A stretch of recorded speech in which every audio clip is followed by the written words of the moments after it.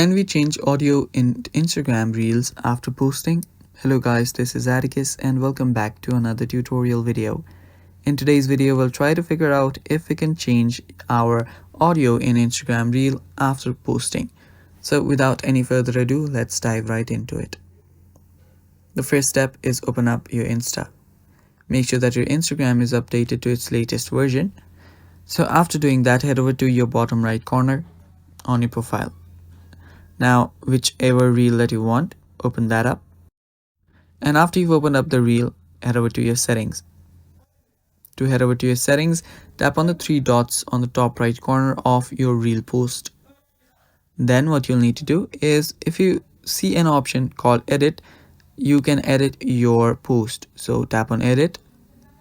And after you tap on edit, here you will see a lot of options, but none related to audio.